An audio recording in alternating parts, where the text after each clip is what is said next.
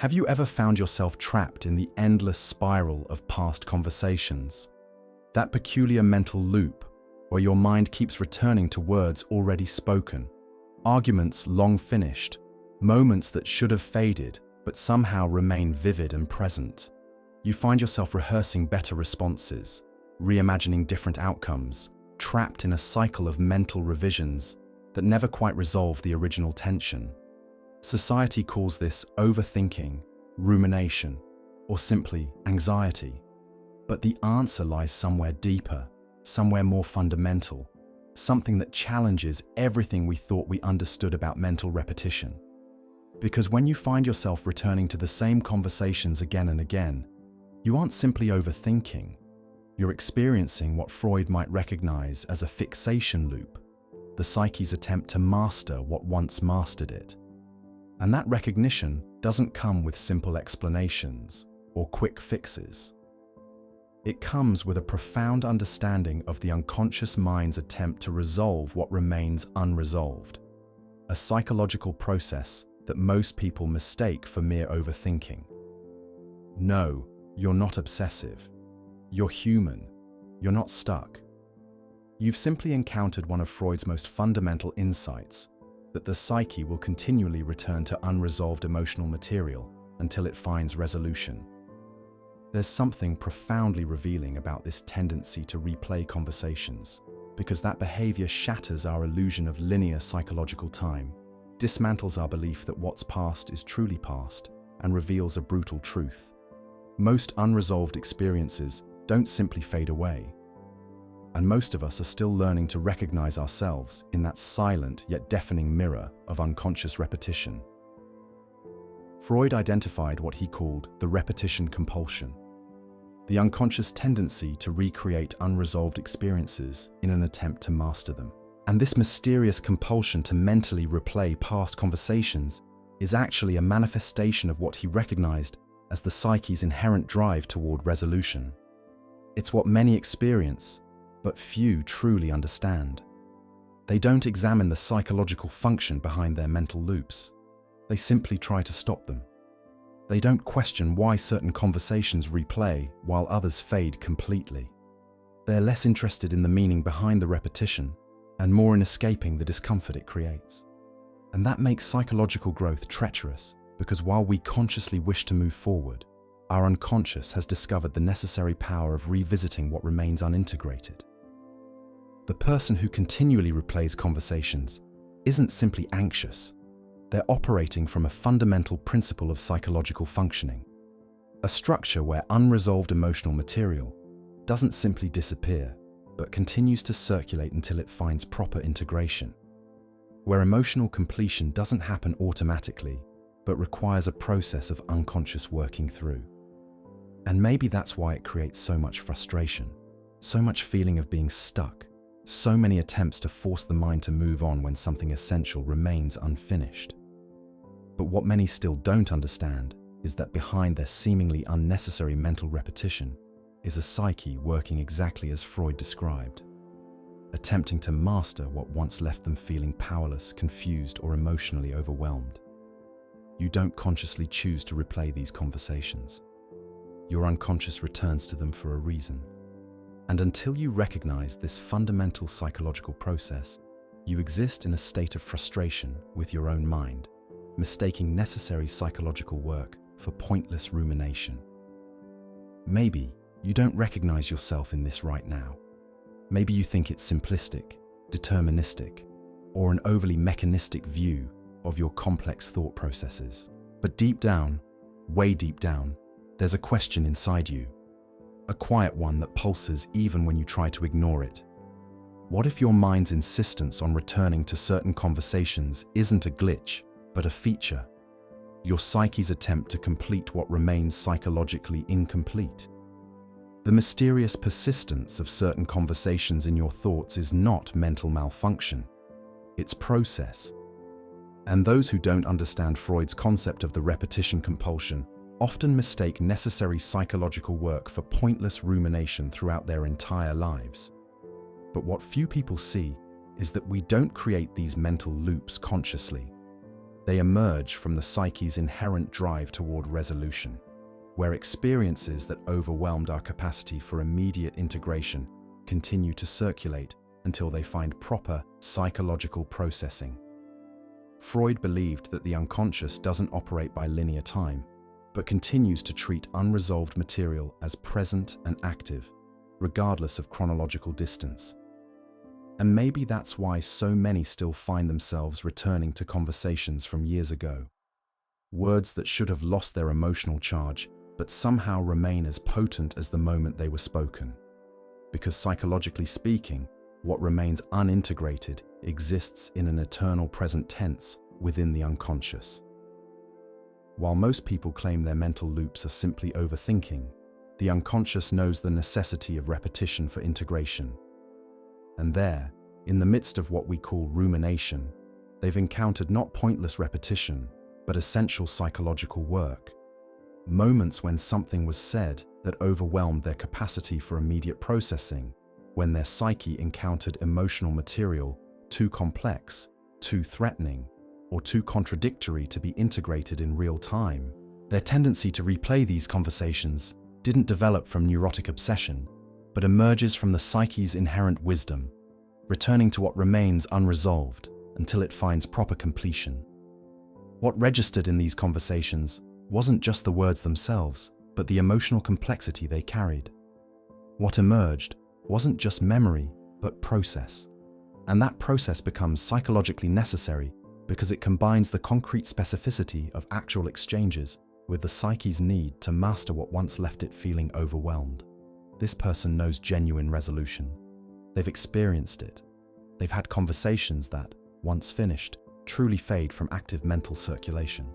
But somehow, those moments of completion remain elusive with certain exchanges, repeatedly giving way to the familiar pattern where the mind returns again and again to words already spoken. And that pattern wasn't created randomly. It reflects the fundamental process Freud identified. Between experiences the psyche can immediately integrate and those that exceed its immediate capacity for processing. What registered in their psychological functioning wasn't just the conscious understanding of the conversation, but the unconscious recognition of its unresolved emotional content. What emerged wasn't pathology, but process. And that process becomes psychologically persistent because it combines the conscious frustration of mental loops with the unconscious necessity of working through what remains incomplete. They don't want to obsess, they want to resolve. They're no longer fighting against their mental processes, but beginning to understand the psychological function they serve. So maybe that's why their thought patterns feel so contradictory to conventional wisdom. Because it's not about controlling the mind, but understanding it. And that takes more than techniques for thought stopping to truly transform. It takes recognition of the profound wisdom in what appears to be mental malfunction, where few are willing to acknowledge that their psychological fixations might actually serve a necessary function. And that's where many growth efforts founder.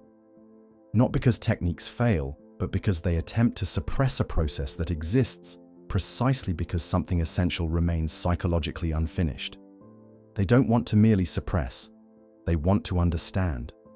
Until then, they experience this pattern not as conscious choice, but as the inevitable expression of psychological processes they didn't create, but inherited from the fundamental structure of the psyche itself. This person isn't stuck, they're processing. There's a vast difference between pointless rumination and necessary psychological integration. But the world doesn't easily accept the complexity of this process. A world that still believes in simply moving on.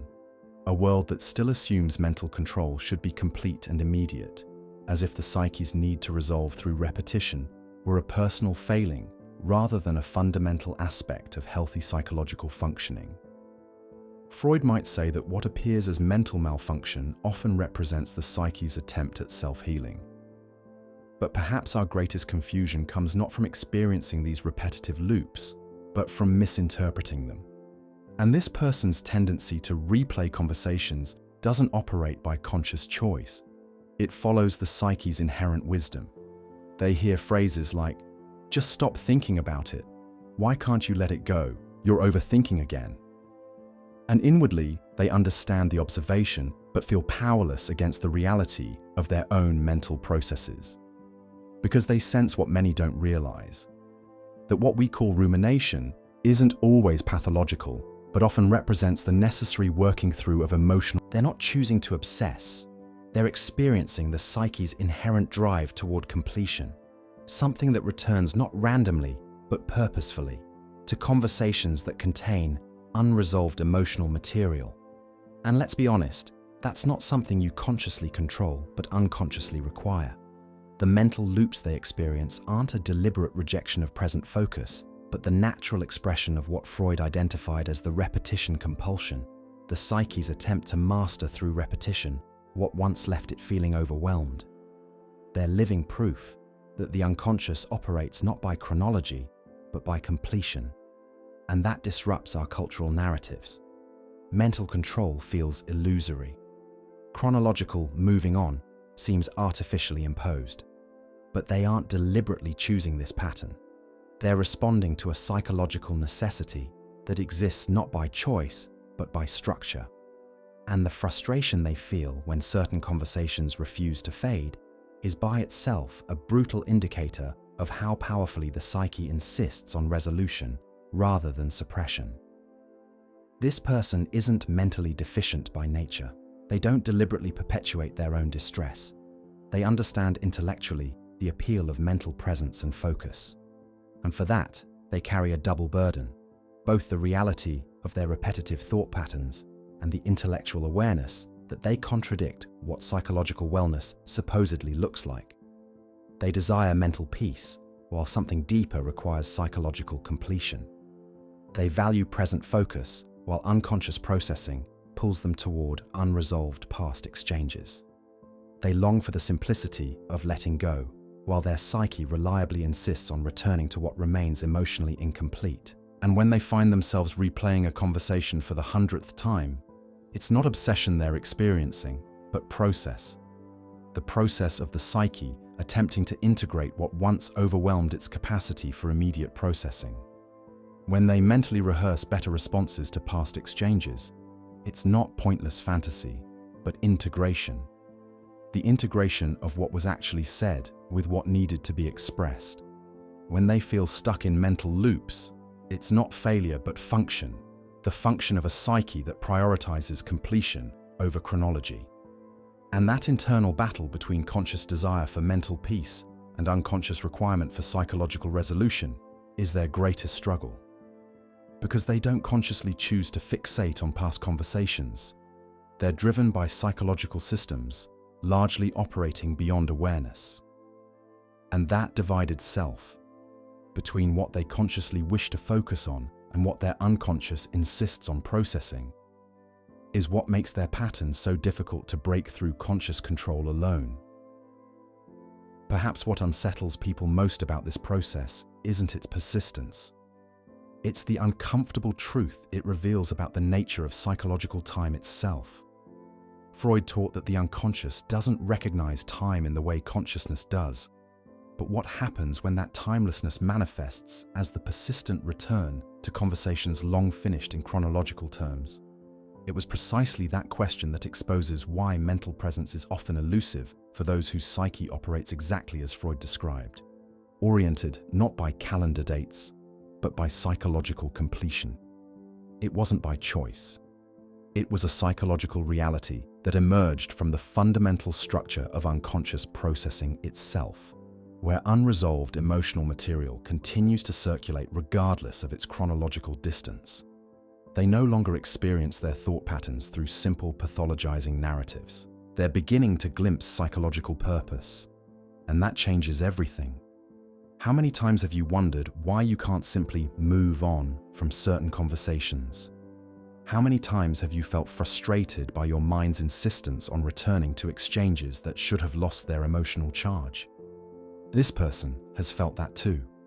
They once thought there must be something fundamentally wrong with them for failing to simply let go, like everyone supposedly can. But one day, they began to question whether what they were experiencing was mental malfunction or psychological necessity. And that day, they made the first step toward recognizing a process that had been misinterpreted, yet serving an essential function. Their path toward understanding is not a straight line. There are days of frustration, moments of self-doubt, nights of wondering why they can't simply control their thoughts. But there's also a growing clarity that illuminates what was once completely misunderstood. They learned that what they call mental loops often serve a purpose beyond what conscious awareness recognizes. The mysterious return to certain conversations is not pathology but process. The repetitive thought patterns they experience are not failures of mental discipline, but expressions of a psyche that operates exactly as Freud described, returning to what remains unresolved until proper integration can occur. And until that fundamental misinterpretation is corrected, they choose to begin respecting rather than simply fighting their own psychological processes. Not out of resignation, but out of the necessity for working with rather than against the psyche's inherent wisdom. This person is the living embodiment of Freud's insight that the unconscious operates by completion rather than chronology. They've been shaped by both conscious desires for mental control and unconscious requirements for psychological resolution, formed by a structure that creates the perpetual tension between where they want their thoughts to go and where their psyche needs to return. They're pulled by systems so different that they create the perpetual experience of frustration with their own minds.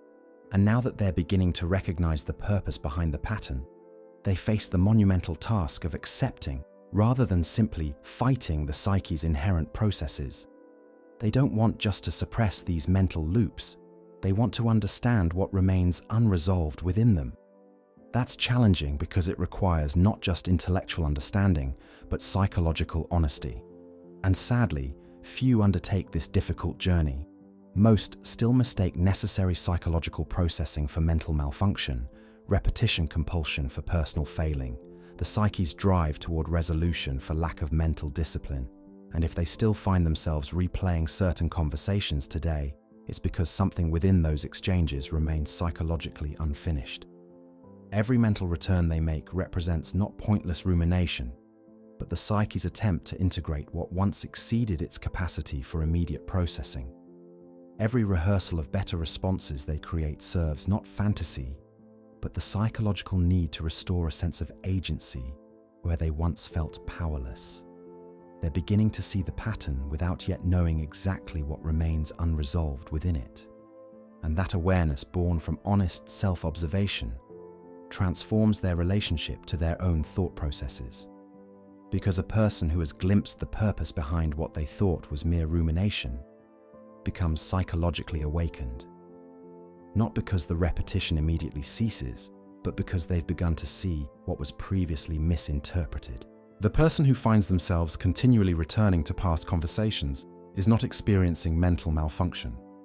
Something inside them is working exactly as Freud described, and it was precisely that functioning that created both their repetitive thought patterns and the potential for their eventual resolution.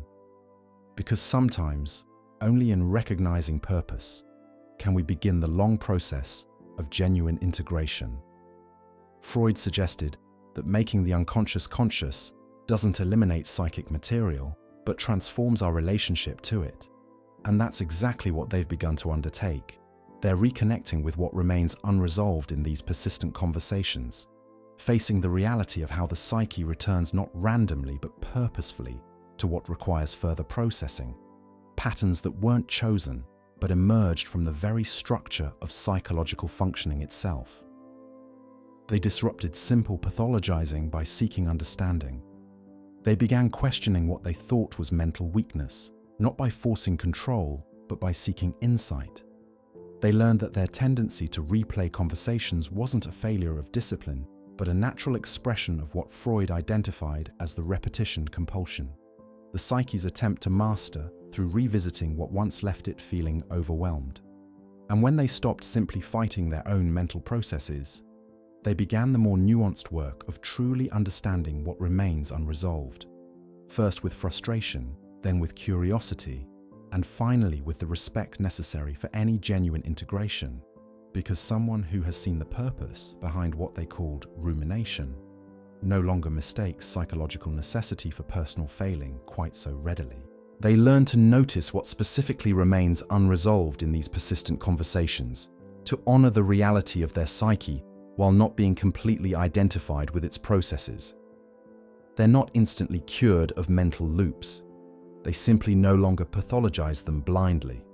There's a world of difference between fighting against rumination and witnessing it with growing understanding. They still experience the return to certain conversations, yes, but they've begun to recognize it as process rather than pathology.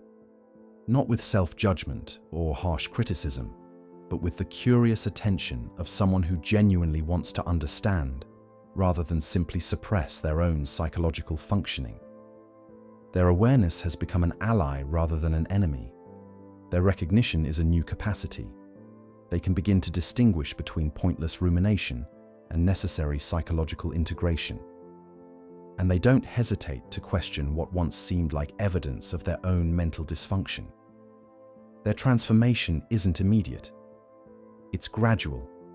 It's as if they've tapped into an ancient understanding, an old wisdom that humans aren't destined to perpetually mistake psychological necessity for personal failing, but can, through awareness, begin to cooperate rather than fight against the psyche's inherent processes, not to surrender mental discipline, but to recognize when persistence serves purpose. And in accessing that understanding, something awakens in them, a psychological honesty, emotional maturity, a person who, though still experiencing mental loops, is no longer completely frustrated by them. They're in communion with something greater, with the possibility of resolution through understanding rather than suppression. And no matter how persistent the return to certain conversations, nothing remains completely frustrating when illuminated by genuine comprehension of its purpose.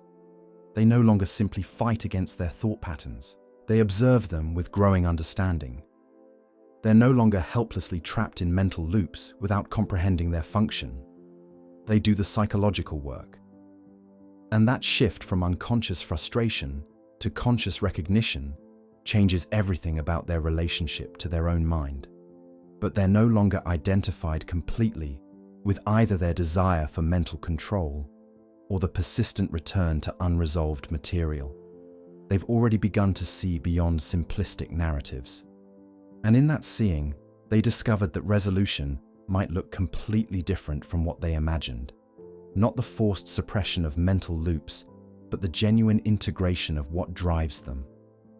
There's something profound about the way they now approach their thought patterns. They don't need to deny the purposefulness behind apparently pointless repetition. Their awareness is expanding.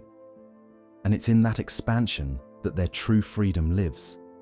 Freud might say that psychological material doesn't simply disappear when suppressed, but continues to operate unconsciously until properly integrated. And perhaps that's why this person, in choosing to understand, rather than simply fight, has become someone capable of eventually resolving, rather than merely suppressing, what drives their mental loops. They no longer try to simply force their mind to move on, or convince anyone that they should be able to control their thoughts completely. They don't deny the reality of their psychological processes, because they've learned that mental loops resolve not through suppression, but through understanding what remains unintegrated within them. And when they feel that familiar pull to replay a conversation yet again, they now pause. They don't engage in self-criticism or rigid thought control. They observe with the dignity of someone who's experienced this pattern enough times to recognize its potential purpose. What few people understand is that this person still values mental clarity. They still appreciate present focus and psychological flexibility, but they want to understand why certain exchanges refuse to fade from active mental circulation, what remains unresolved within conversations that continue to command the psyche's attention years after they chronologically ended. They want this understanding not to resign themselves to mental loops, but to move toward genuine resolution of what drives them. Now they only approach their thought patterns where there's the possibility for both awareness and integration. And that requires a level of maturity that goes far beyond conventional mental discipline. It requires self-understanding. It requires having faced one's own psychological processes and still choosing to evolve beyond simple narratives about them. They're not looking for perfect mental control. They're looking for integration, an approach where there's both respect for the psyche's inherent processes and movement toward resolving what remains psychologically incomplete, where mental peace comes not through forced suppression, but through genuine resolution of what drives persistent returns to the past. And if that seems more complex than the simplistic thought control narratives they've known, perhaps that's precisely the point, because they'd rather find genuine resolution than continue mistaking psychological necessity for personal failing, and to many still caught in that misinterpretation, that sounds like giving up. But it's really just psychological wisdom in its purest form. If something inside you was touched by this exploration, maybe it's because deep down you too are ready to examine the purpose behind your mental loops, a pattern that begins with honoring the psyche's inherent processes, a relationship with yourself that acknowledges both your conscious desire for mental peace and your unconscious requirement for psychological resolution without reducing either to moral judgment, a clarity that can't be achieved through simplistic thought control techniques alone, but must emerge from increasing psychological understanding. And if that clarity hasn't fully arrived yet, maybe it's because you first needed to recognize that what feels like a personal failing might actually be the very process of psychological integration that Freud identified, something worth understanding rather than simply fighting. And if this message found you at the right moment, or awakened something you forgot was living inside you, then share it with others who might be silently struggling with the same pattern of mental loops and self-judgment. Because when something illuminates the soul, the least we can do is let it keep shining within us and through us,